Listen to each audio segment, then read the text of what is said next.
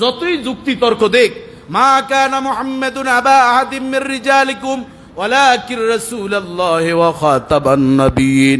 আমার আল্লাহ বলেন, আমার বন্ধু মুহাম্মদ তিনি কোনো সাবালেক পুরুষের কোনো পিতা নয়। ওয়ালাকির রাসূলুল্লাহ, তিনি হচ্ছেন রাসূল, এবং তিনি হচ্ছেন শেষ নবীর মোহর মারা হয়েছে।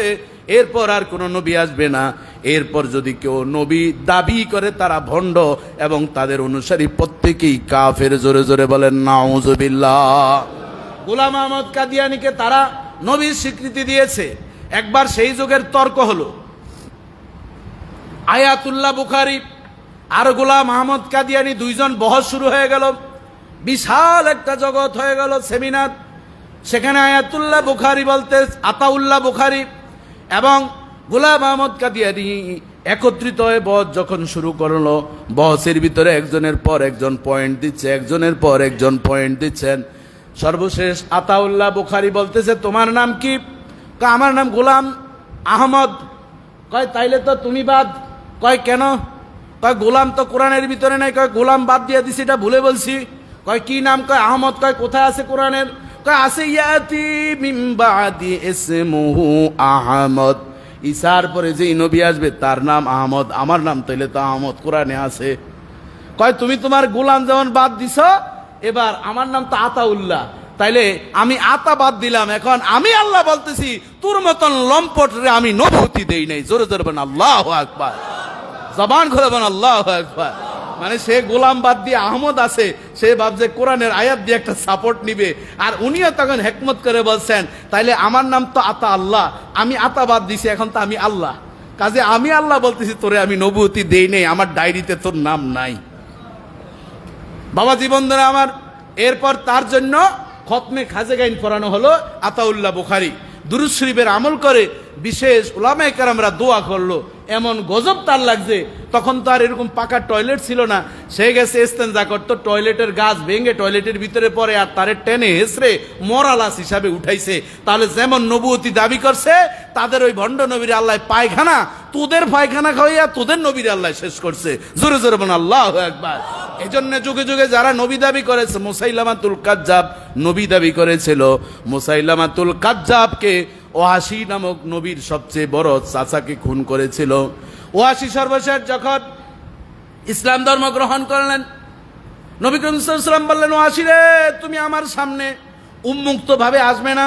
যখনই তুমি আমার সামনে আসবে নিজেকে ঢেকে আসবা, কারণ তোমারে দেখলে আমার চাচার কথা মনে পড়ে যায়। আমির হামজা শুধুমাত্র আমার চাচা ছিলেন না, আমার বাল্য বন্ধু ছিলেন। আমরা আবার দুধ ভাই ছিলাম। এত বন্ধুত্ব। তুমি তাকে শুধু হত্যাই করো নাই, তুমি তার কলিজাটা বের করেছো, কলিজা চিবিয়েছো, চক্ষুগুলো উপড়িয়ে ফেলেছো, অঙ্গ প্রত্যঙ্গগুলো বিভিন্নভাবে ছিন্ন বিচ্ছিন্ন করেছো। রে ওয়াসি, তুমি আমার সামনে আসলে আমার চাচার কথা মনে পড়ে। ওয়াসি এই জন্য জীবদ্দশায়, নবীর জীবদ্দশায় নবী পাকের কাছে যখন আসতেন, চাদর মুড়ি দিয়ে আসতেন না, আর চোখ থেকে ঝর ঝর করে পড়তো, আরে এই ইসলামে আসলাম যে নবীর মায়ায় জীবনে বড় অন্যায় করেছি, কিন্তু সেই নবীর কাছে মুখ খুলে কথা বলতে পারি না, অসুস্থ রোগীর মতন আমি কথা বলি। এভাবে কান্না করেন কান্না করেন।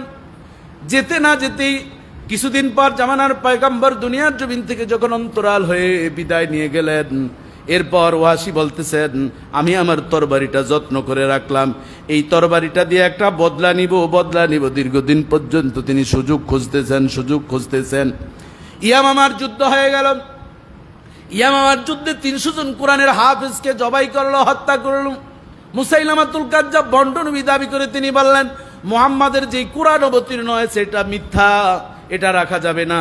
এই জন্য যারা কোরআনের হাফেজ তাদেরকে হত্যা করলো।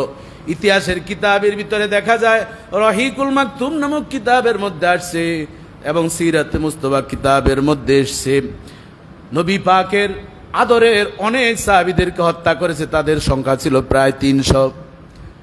এভাবে ওয়াসি চিন্তা করলো, এত বড় একটা লম্পটকে আমার বদলা নিতেই হবে। ওই তরবারি দিয়ে, যেই তরবারি দিয়ে নবীজির কলিজার টুকরা চাচা আমির হামজাকে আমি হত্যা করেছি।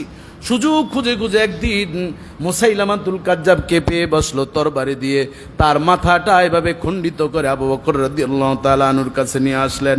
আবু বকরের কাছে এসে বললেন, ও আবু বকর খলিফাতুল মুসলিমিন, এই যে নেন বদলা। আমির হামজাকে যে তরবারি দিয়ে হত্যা করেছি, বন্ড নবী মুসাইলামাতুল কাজ্জাবকে সেই তরবারি দিয়ে হত্যা করে আমি ঋণ পরিশোধ করার জন্য আপনার সামনে উপস্থিত হয়েছি। আমার প্রিয় নবীর সাহাবী হিজরতের সঙ্গী বাল্যবন্ধু আবু বকর রাদিয়াল্লাহু তাআলা আনহু বললেন, ওয়াসি রে, ও ওয়াসি, আজকের যদি তোমার এই চিত্রটা আমার প্রিয় নবী দেখতেন কতই না খুশি হতেন। আয় তুই আমার বুকে আয়, বুকে আয়, বুকে আয়। ওয়াসি তখন চিৎকার করে কান্না করে বলে, জীবনে এত বড় পাপ করেছি, নবী আমাকে কোনোদিন আদর করে ডাক দেয় নাই। আবু বকর বলে ডাক দিত, ওমর বলে ডাক দিত, আবু হুরায়রা বলে ডাক দিত সবাইকে। আমার নামটা যখন আসতো নবী থমকে যেতেন। আজকে যদি এই দৃশ্যটা আপনি যেমন খুশি হয়েছেন, রহমাতাল লিল আলামিন যদি দেখতেন, তিনিও আমাকে আজকে বুকে ডাক দিয়ে আমাকে অনেক আদর করত। বাবাজি বন্ধুরা আমার, এই কথাগুলো বলার উদ্দেশ্য হচ্ছে ইসলামের সাথে যারা এই গাদ্দারি করেছে, কাদিয়ানীরা গাদ্দারি করেছে, কাদিয়ানীদেরকে আমরা স্পষ্ট আজকের এই মাহফিল থেকে ঘোষণা দিতে চাই, তারা নিঃশর্তভাবে কাফের। কথা ঠিক কিনা বলেন? এবং কাদিয়ানীদেরকে যারা কাফের বলবে না, তারাও কাফের। কথা ঠিক কিনা বলেন? এজন্য আমরা সরকার বাহাদুরের কাছে আবেদন করব, যত বড়ই ক্ষমতায় থাকেন আর যাই করেন না কেন, এই মৌলিক বিষয়টাকে একটু থামিয়ে দিন। তাদের সেমিনার আর আমরা দেখতে চাই না। আমাদের এক ভাই শহীদ হয়েছে, আল্লাহ তাআলা তাকে ওই বদরি সাহাবীদের সাথে তাদেরকে কবুল ও মঞ্জুর করেন, বলেন আমিন। বাবাজি বন্ধুরা আমার আলোচনা একেবারে শেষ পর্যায়ে